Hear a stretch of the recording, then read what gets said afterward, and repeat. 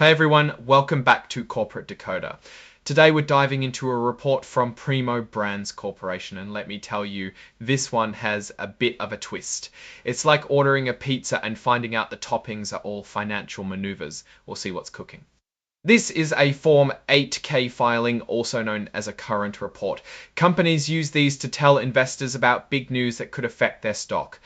Think of it as a financial bat signal. This one's dated March 10, 2025.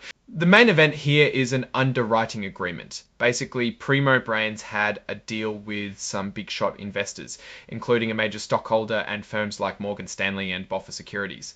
These underwriters helped a selling stockholder offer 51,750,000 shares of the company's Class A common stock to the public at $29.50,000 shares. This is a secondary offering. It's when existing shareholders, not the company itself, sell their shares to the public at $29.50 a share.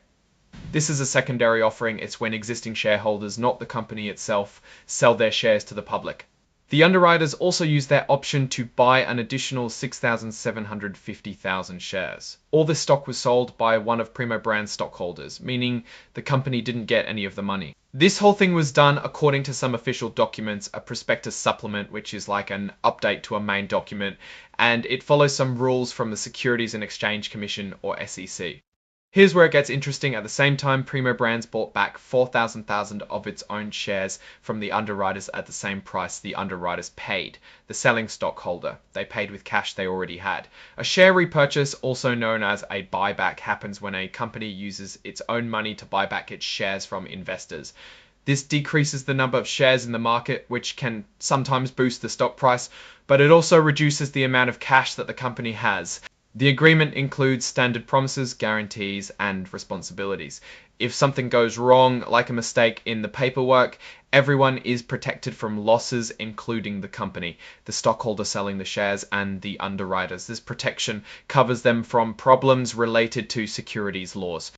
To make sure everyone knows the scoop, Primo Brands also put out a press release about the pricing of this stock offering. You can find a copy of that announcement attached to this report if you want to read it yourself. Now, that press release isn't considered officially filed with the SEC, meaning the company isn't as liable for everything in it as it would be in other official filings. Okay, so what does all this mean? Basically, a big stockholder sold off a ton of shares and Primo Brands jumped in to buy some back. Why would they do that?